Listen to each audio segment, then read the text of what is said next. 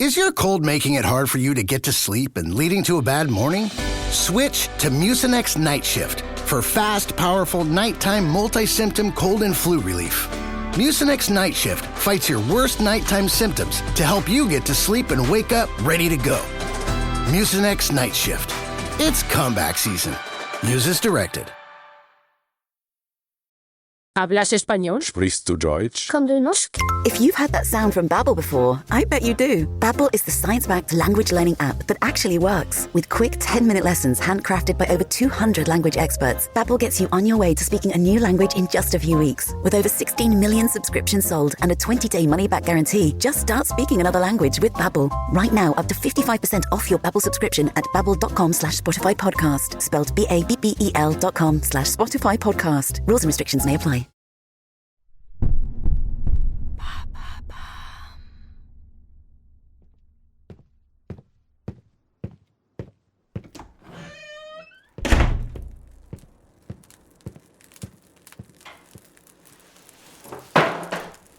Après une longue journée de travail, Stanisław enlève le stéthoscope de son cou. Un soupir s'échappe de sa bouche. Il est épuisé. D'un pas fatigué, il quitte la petite pièce qui lui sert de cabinet pour aller dans son salon. Il avance lentement dans le couloir éclairé par la lueur tamisée des lampes. Le bruit du crépitement du feu dans la cheminée et l'odeur de la soupe le revigorent instantanément. Arrivé dans la salle à manger, il retrouve sa femme. « Elle ne veut pas dormir avant de te dire bonne nuit », murmure-t-elle doucement. Stanisław esquisse un sourire fatigué. Il s'approche d'elle et la prend dans ses bras quelques instants. Puis il se dirige vers la chambre de sa fille de 6 ans. Là, emmitouflée dans sa couverture, elle prend un air boudeur. « Papa, pourquoi tu finis si tard ?»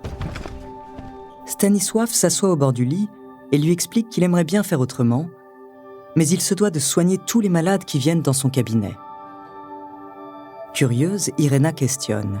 « Mais pourquoi, papa ?»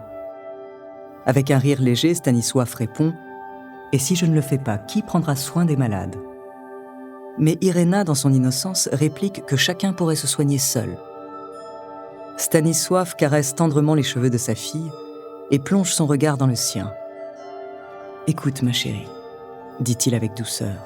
« Quand tu vois une personne se noyer, tu dois essayer de la sauver, même si tu ne sais pas nager. Peu importe sa religion ou sa nationalité. C'est le devoir d'un être humain envers un autre. » Irena hoche la tête, une lueur de compréhension dans ses yeux. Stanisław continue. C'est comme ça que je vois mon travail, Irena. Et même si je suis fatigué, même si c'est déjà très tard, je ne peux pas les ignorer. Il se rapproche de sa fille et la prend dans ses bras. Et un jour, toi aussi, tu trouveras ta façon d'aider, de tendre la main à ceux qui en ont besoin. C'est ce que signifie être une bonne personne. Une promesse non dite se forme entre le père et sa fille. Un engagement qui, au fil du temps, orientera Irena vers des actes de bravoure et d'humanité extraordinaires.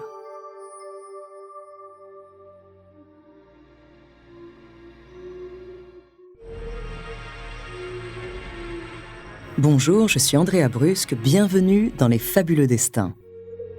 Cet épisode est le premier que nous consacrons à Irena Sendler, l'une des plus grandes figures de la résistance. Cette Polonaise a réussi l'exploit de sauver 2500 enfants juifs de la barbarie nazie. Aujourd'hui, je vous parlerai de sa jeunesse et du début de la Seconde Guerre mondiale.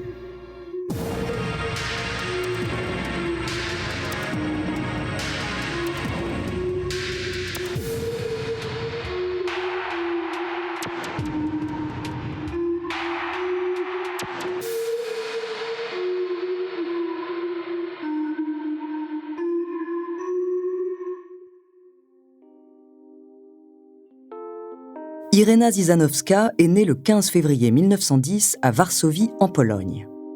Ses parents, Stanisław et Janina, sont de confession catholique. Irena grandit à Otwock, ville connue pour sa grande communauté juive. C'est là-bas que la jeune femme s'imprègne des convictions humanitaires de son père. Stanisław est un médecin dévoué. Il traite sans distinction les pauvres et les marginaux, y compris les juifs. Dans une Pologne marquée par un antisémitisme rampant, il est le seul médecin à ouvrir sa porte à cette communauté ostracisée. C'est dans ce contexte d'ouverture et de partage que grandit Irena. Élevée parmi des enfants de confession juive, à seulement 6 ans, elle arrive à parler le yiddish.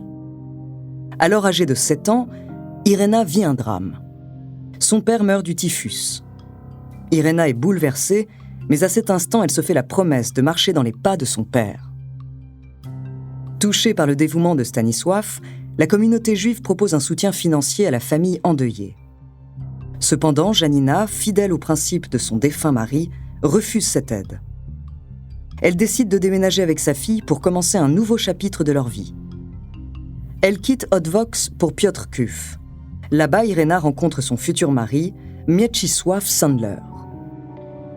En 1927, Irena est admise à l'université de Varsovie. Son rêve, devenir avocate. Mais à cette époque, le droit n'est pas un domaine pour les femmes.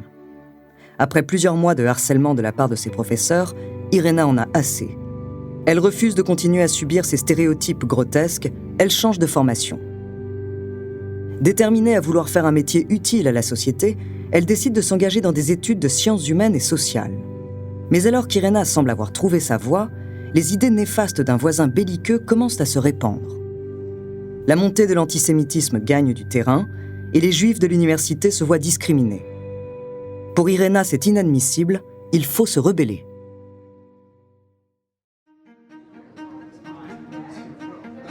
Dans l'enceinte de l'université, Irena observe avec indignation les rangées séparées réservées aux étudiants juifs de son amphithéâtre. Chaque jour, la vue de ses camarades contraints à s'asseoir à part ravive en elle un sentiment de révolte. Aujourd'hui, Irena en a marre de voir ses amis se faire persécuter.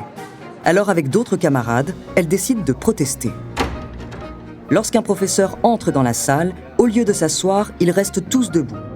Des murmures se répandent parmi les autres étudiants, certains choqués, d'autres impressionnés.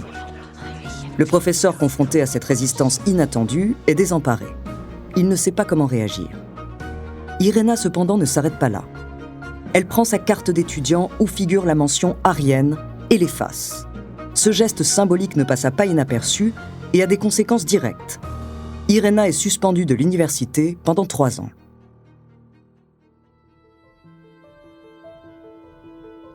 Irena ne se laisse pas abattre, elle sait que ce qu'elle a fait était juste. Et si elle devait, elle le recommencerait. Maintenant qu'elle a du temps libre, qu'est-ce qu'elle va bien pouvoir faire ? Irena pense à son père. Elle doit aider son prochain, elle décide de chercher du travail dans l'aide sociale. Malheureusement, les recommandations universitaires lui sont défavorables. Elle est qualifiée de radicale et de conflictuelle, ce qui rend la tâche compliquée. Mais en 1935, grâce à une professeure, Elena Radlinska, elle décroche un poste aux services sociaux de Varsovie. Irena travaille sur le terrain. Elle parcourt les quartiers défavorisés de Varsovie et s'occupe principalement de jeunes femmes et de mères célibataires. Elle les aide à prévenir les maladies vénériennes et à éviter les grossesses non désirées. Durant ces années, Irena se marie avec Mieczysław Sandler. Mais cet amour est brutalement interrompu par un événement qui va plonger le pays dans l'horreur. Le 1er septembre 1939, l'Allemagne envahit la Pologne, la Seconde Guerre mondiale commence.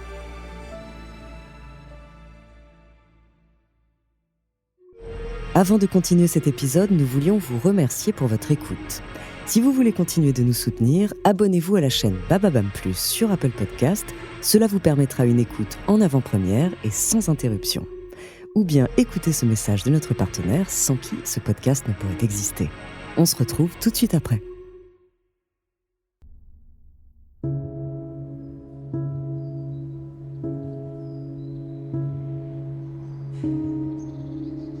Devant les grilles du ghetto, Irena, le cœur battant, serre un laissez-passer entre ses doigts. Son visage pâle et crispé trahit sa terreur. Elle présente son papier à l'officier SS, qui la toise avec mépris. Irena tente un sourire, espérant adoucir cet homme austère. « Qu'est-ce que vous faites ici ?» lui lance-t-il d'un ton cinglant.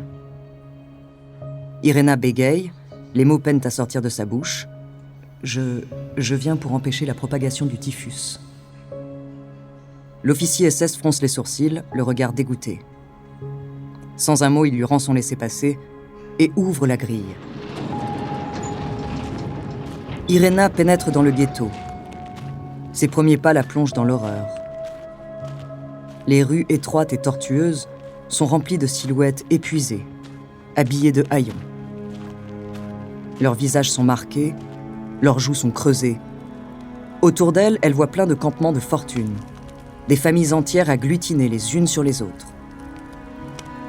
Son estomac se noue douloureusement à la vue des hommes et des femmes, épaules tombantes, les yeux hagards, qui attendent un bol de soupe. Leur unique repas de la journée. À quelques mètres d'elle, elle voit un petit garçon. Il regarde le sol.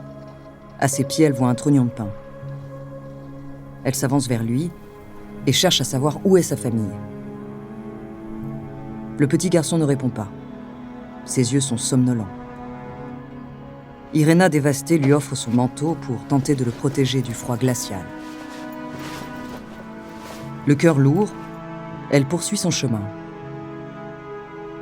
À mesure que les heures passent, Irena termine sa mission de vaccination. Elle revient près de l'enfant. Ce dernier est allongé au sol. Irena se précipite vers lui. Elle le prend dans ses bras. Mais c'est trop tard. Le petit garçon est déjà mort. Irena est anéantie. Elle réfléchit. Pour elle, c'est hors de question de laisser les enfants vivre dans de telles conditions. Elle sait qu'il faut trouver un plan pour les sortir de cet enfer. Et elle est prête à tout pour leur offrir un espoir de vie meilleure.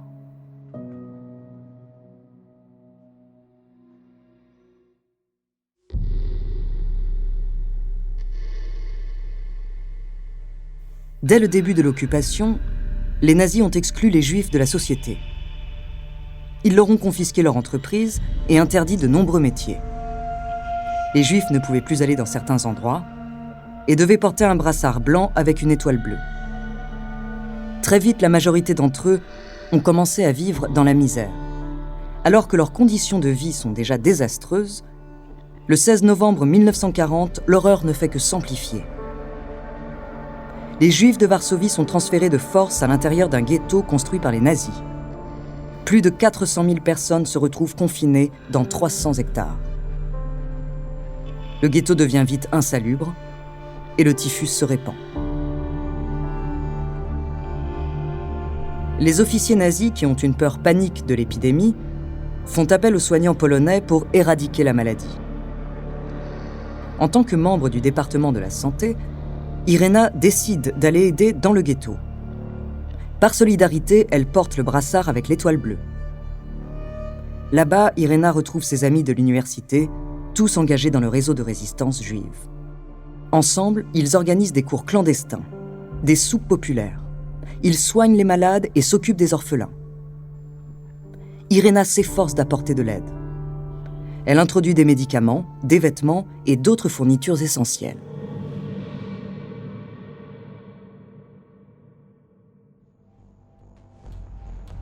Depuis quelques semaines, les nazis placardent des affiches sur les murs de la ville. Toute action menée par le groupe d'Irena implique un énorme risque. Car à partir de 1941, aider une personne juive est puni de mort, non seulement pour le coupable, mais aussi pour toute sa famille et ses proches. Mais Irena n'en a rien à faire de ces menaces. Elle compte bien faire tout ce qu'elle peut pour aider. Elle est inquiète pour les enfants juifs dans le ghetto. En particulier pour les orphelins livrés à eux-mêmes dans les rues. Leur survie y est quasi impossible en raison de la faim, des maladies et des déportations. Irena réfléchit, il faut qu'elle trouve une solution. Soudain, une idée lui vient pour parvenir à les extraire de cet enfer, puis les cacher au sein de groupes résistants. Mais pour réussir cet exploit, elle va devoir convaincre les parents juifs de se séparer de leurs enfants.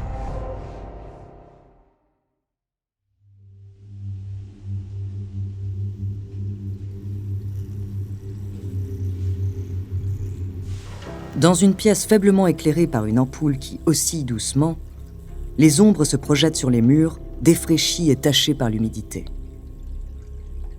Irena se tient là, debout, les mains tremblantes.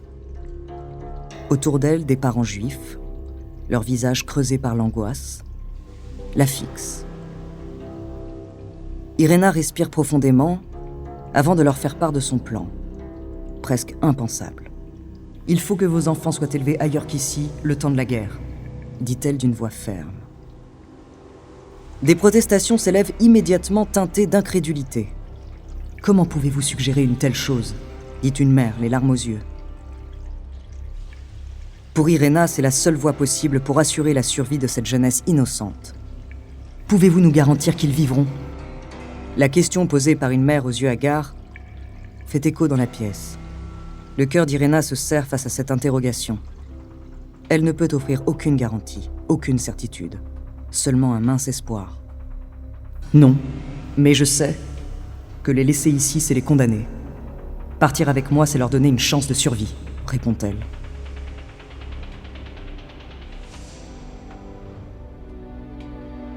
Finalement, un couple se lève avec résignation. Le père tient la main de sa femme, qui serre contre elle leur enfant endormi. « Nous vous confions notre fils. » D'autres suivent, un par un. Des larmes coulent silencieusement sur leurs joues. Irena les réconforte, leur assure que leurs enfants seront pris en charge par des membres de confiance. Ils seront aimés et protégés. Mais aucun mot ne peut véritablement apaiser le cœur meurtri de ses parents. Pour Irena, il est temps de sauver les enfants du ghetto de Varsovie.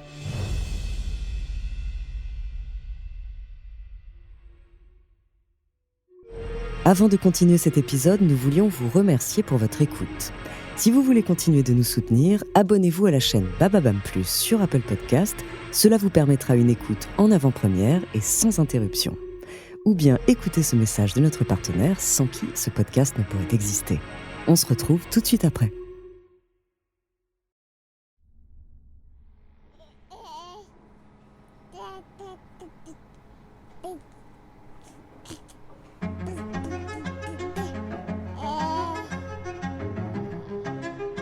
Nous sommes en 1942, dans le ghetto de Varsovie. Elżbieta, à peine âgée de 5 mois, gazouille dans les bras de sa mère. Cette dernière essaie de retenir ses larmes. Elle embrasse sa fille et lui chante une petite comptine. Irena injecte un narcotique à Elżbieta. Le médicament agit rapidement, l'enfant s'endort paisiblement. Sa mère se met à pleurer. Elle ne veut pas laisser Irena la prendre dans ses bras. Elle veut pouvoir profiter d'elle encore quelques instants. Irena essaie de la rassurer, mais il faut se dépêcher pour ne pas qu'elle se fasse repérer par les nazis qui s'occupent du camp. Alors, la mère place délicatement sa fille dans une petite boîte perforée et cache une cuillère en argent dans ses vêtements.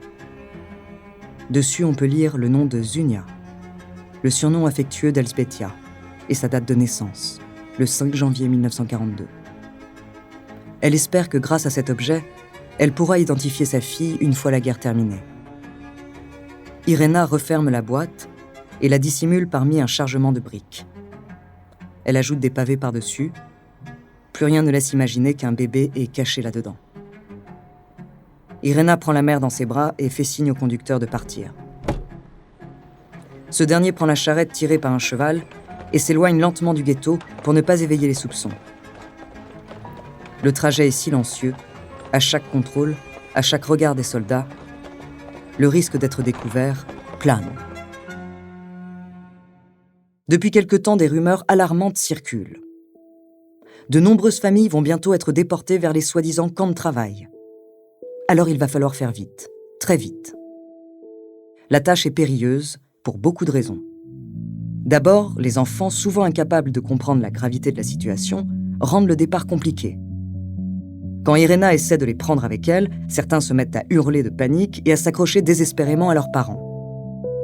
Le problème, c'est qu'ils risquent de se faire repérer par les nazis. Puis il faut trouver des familles d'accueil, prêtes à mourir pour la cause.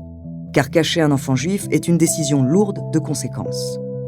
Si les Allemands découvrent ces actes, toute la famille se verrait exécutée. Ensuite, il y a la barrière de la langue, car la plupart des enfants ne parlent que le yiddish ou l'allemand juif. Sauf que s'ils veulent éviter de se faire repérer à l'extérieur, il faut apprendre le polonais. Puis il y a tout le reste. Malgré ces difficultés, Irena se trouve une équipe. Puis finit par trouver des familles prêtes à courir ce risque.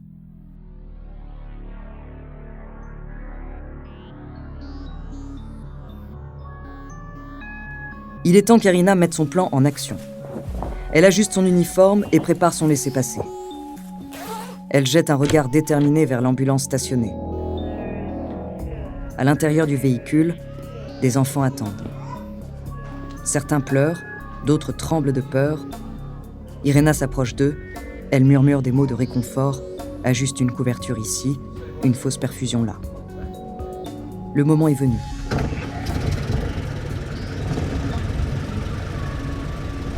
Les moteurs de l'ambulance grondent. Irena prend place au devant du véhicule, elle essaie de cacher son appréhension.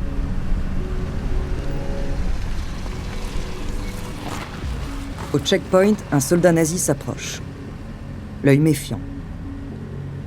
Il évoque son intention de fouiller l'ambulance. Avec un calme fin, Irena s'interpose. Attention, ce véhicule transporte des patients atteints de symptômes graves de typhus, hautement contagieux. Ces mots, choisis avec soin, font leur effet. Le soldat hésitant recule. Il ne veut prendre aucun risque et préfère les laisser passer. L'ambulance sort du ghetto.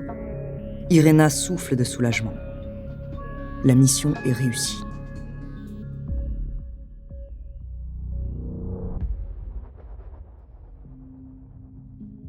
Cette tactique, bien qu'efficace au début, attire rapidement l'attention.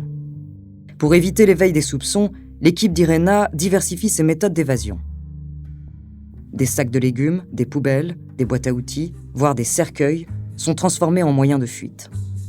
Pour les enfants plus âgés, les égouts et les passages souterrains du ghetto deviennent des voies d'évasion secrètes. Une fois en lieu sûr, ces enfants sont placés dans des familles d'accueil et adoptent de nouvelles identités. Les enfants reçoivent souvent des noms chrétiens et apprennent des prières chrétiennes pour éviter d'être repérés par les Allemands. Cette opération de sauvetage dans une ville dominée par les nazis est extrêmement périlleuse, mais Irena et ses complices sont résolus. Le réseau de résistance ne se contente pas de sauver ses enfants. Ils préservent aussi leur identité. Certains n'ont que 6 mois et ne se souviendront de rien après la guerre. Pour garantir leur capacité à retrouver leur famille, Irena note sur des feuilles de papier à cigarette les noms et le lieu de résidence de chaque enfant caché. Puis elle cache ces petits papiers dans des bocaux.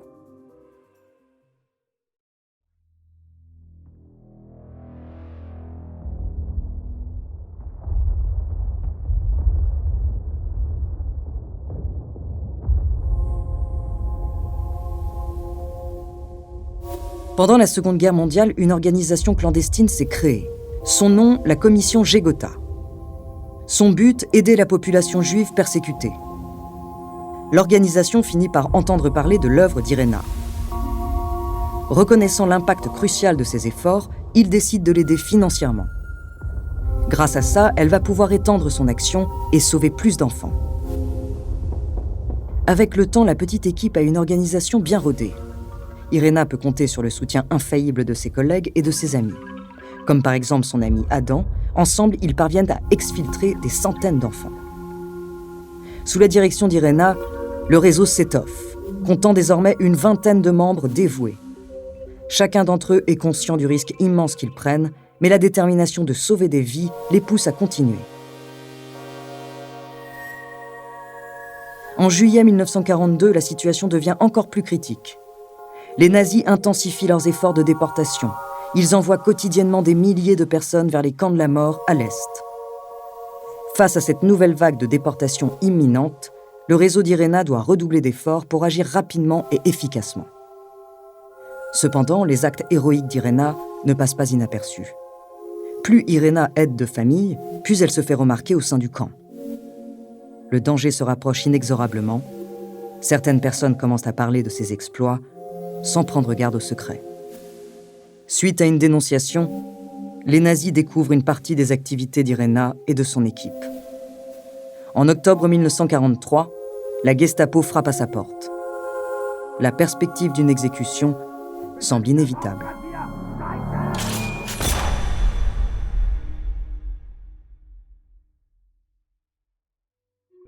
Avant de continuer cet épisode, nous voulions vous remercier pour votre écoute. Si vous voulez continuer de nous soutenir, abonnez-vous à la chaîne Bababam Plus sur Apple Podcast. Cela vous permettra une écoute en avant-première et sans interruption. Ou bien écoutez ce message de notre partenaire sans qui ce podcast ne pourrait exister. On se retrouve tout de suite après.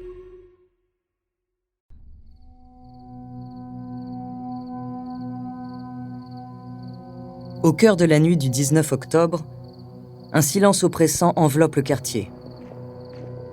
Soudain, il est brisé par le grondement sinistre des bottes de la Gestapo. Irena, son cœur battant la chamade, sent l'adrénaline monter. C'est un moment qu'elle redoute, mais auquel elle s'était préparée. Chaque seconde compte désormais. Vers 3h du matin, de violents coups retentissent à la porte. Dans l'urgence, Irena a juste le temps de confier la liste des enfants à sa mère. Avec une rapidité et une discrétion exemplaires, Janina cache la liste dans son corsage. La porte vole en éclats sous les assauts brutaux de la Gestapo.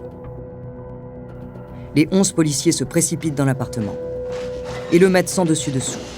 Ils cherchent des preuves de la trahison d'Irena. Ils renversent les meubles, éparpillent des papiers, déchirent des matelas. Irena et sa mère restent calmes et stoïques malgré la scène chaotique. Elles savent qu'elles doivent se faire discrètes pour éviter de subir la brutalité connue de ces hommes. Malgré leurs recherches acharnées, les agents ne trouvent aucune preuve tangible. Frustrés mais déterminés, ils se retournent vers Irena, leur regard accusateur et impitoyable. Sans un mot, ils la saisissent brutalement et l'entraînent hors de l'appartement. Irena, résignée, ne montre aucun signe de résistance. Avant de quitter l'appartement, elle regarde sa mère. C'est sûrement la dernière fois qu'elle la voit. Janina s'écroule par terre. Des larmes inondent son regard. Elle aimerait dire à sa fille qu'elle l'aime. Mais aucun mot n'arrive à sortir de sa gorge nouée.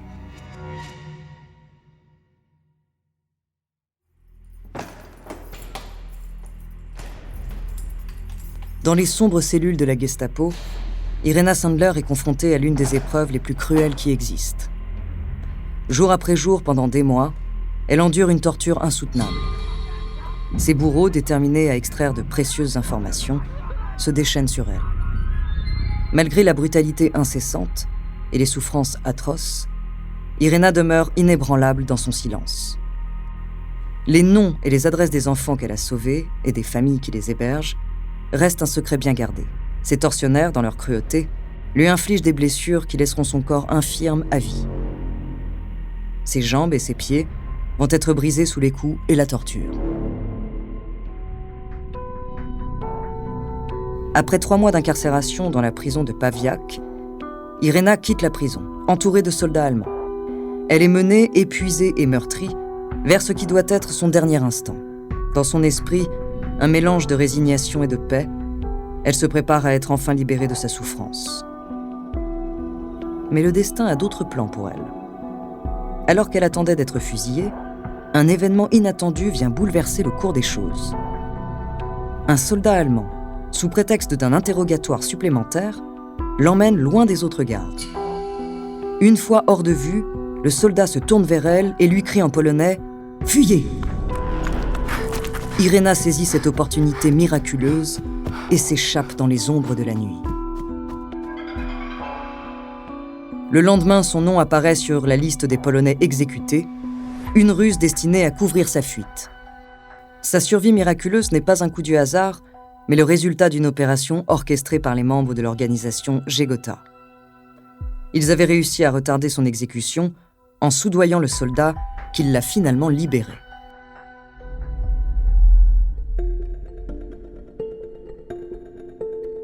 Malgré le traumatisme inimaginable qu'elle a subi, Irena Sandler n'a jamais perdu sa détermination à aider les autres. Reprenant son rôle au sein de la commission sous une nouvelle identité, elle continue de se battre pour ceux qui sont dans le besoin. Elle poursuit son travail avec acharnement jusqu'au retrait des Allemands de Varsovie fuyant devant l'avancée inexorable des troupes soviétiques. À la fin de la guerre, Irena entreprend de ramener les enfants dans leur famille. Pour ça, elle doit d'abord retrouver la liste qui a été enterrée dans un jardin. Cependant, les papiers avec le nom des enfants restent introuvables. Ils sont perdus dans les décombres de la ville dévastée.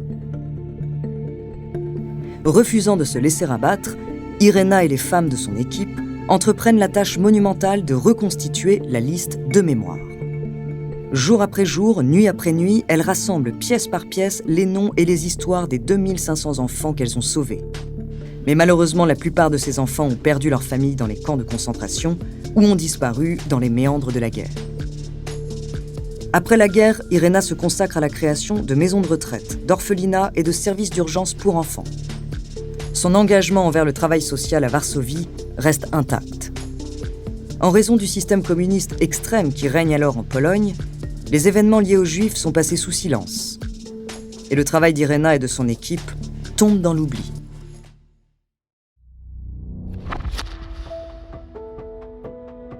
Ce n'est que vers la fin des années 1990 que son histoire remarquable commence à être redécouverte. Grâce à une petite pièce de théâtre présentée par un groupe de théâtre de jeunes Américains intitulée Life in a Jar. Cette pièce de théâtre basée sur les accomplissements héroïques d'Irena révèle au monde son histoire extraordinaire. Le courage de cette femme qui a tout risqué pour sauver des vies innocentes lui a valu le surnom d'Ange de Varsovie. Malgré cette reconnaissance internationale et de nombreux éloges, Irena Sandler reste humble et modeste. Elle ne se considère pas comme une héroïne. Elle est plutôt hantée par un sentiment de culpabilité et de regret. J'aurais pu faire plus. Reconnaissant ses contributions extraordinaires, le président de la République de Pologne de l'époque, Aleksander Zianewski, lui décerne la plus haute distinction civile du pays. Il la nomme Dame de l'Ordre de l'Aigle Blanc. À cette occasion, Irena est accompagnée par sa famille et par Elżbieta Fikowska, la petite fille à la cuillère d'argent. Et finalement, le 12 mai 2008, Irena Sandler nous quitte à l'âge de 98 ans. Elle repose maintenant dans le cimetière de Varsovie, mais son héritage perdure bien au-delà de sa tombe.